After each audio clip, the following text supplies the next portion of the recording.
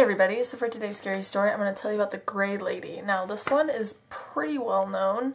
I remember when I was like really into ghosts, like when I was in like high school, like junior high, high school, like, you know, freshman year, kind of, you know, around that age, 14, 15. I would always go in this website called, I believe it's ghoststudy.com or something, and I think it's still around. I found it the other day and I was like really excited because it just brings back good memories of, because, you know, ghost found footage and ghosts caught on camera. And I remember, I don't know if it was Ghost Study, but I remember being on, like, it was like a live webcam thing where you can watch the webcam live at the place, where the building. There's several different ones, and you can just, like, if you see something, you can report it. And I remember, like, I would spend hours watching, like, nothing, but it was so fascinating to me.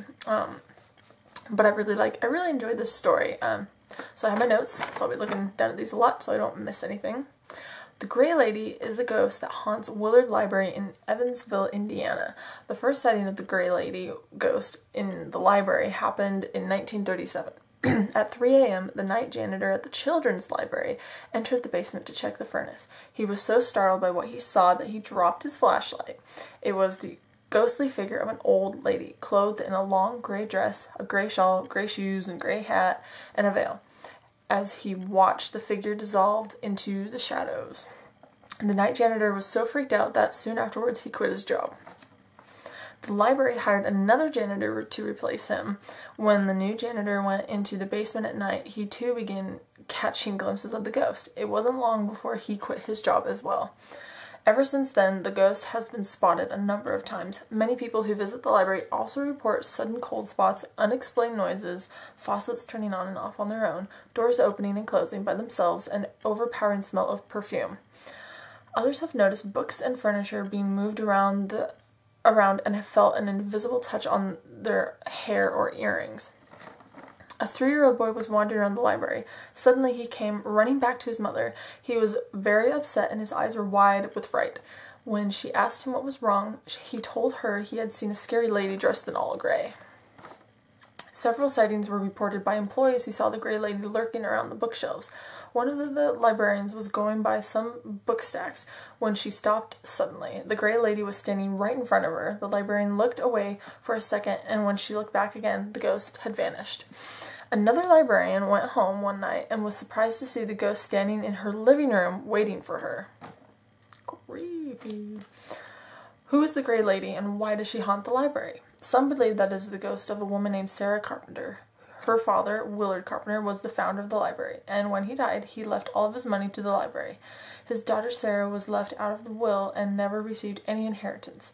They say that she held a grudge against the library all her life, and when she died, her restless spirit returned to haunt it. Others claim that it is the ghost of a woman who drowned herself on the property before the library was built. A ghost cam was installed at the Willard Library in 1999, and viewers on the internet can watch it in hopes of catching a glimpse of the Gray Lady. Which is, you know, it's always like this similar spot. So what do you guys think? Do you think it's, what's her name, Sarah Carpenter, or do you think it's the lady who drowned herself before the library was built? Let me know what you think. I would like to know. I'm not entirely sure, because I remember when, was it ghost hunters went there and they didn't really catch anything and they debunked a lot of stuff. But just because you don't catch anything on film doesn't mean it's not there, you know, because you have so many eyewitness accounts, similar stories, but it's probably just a really hard thing to catch. But let me know what you think. Who do you think it is? I'm not entirely sure who I think it is. I don't know. I've actually honestly never even heard of the person drowning themselves before. So that is a possibility. Or could it be both? I don't know. What do you guys think? Let me know down below and I will talk to you guys later. Bye.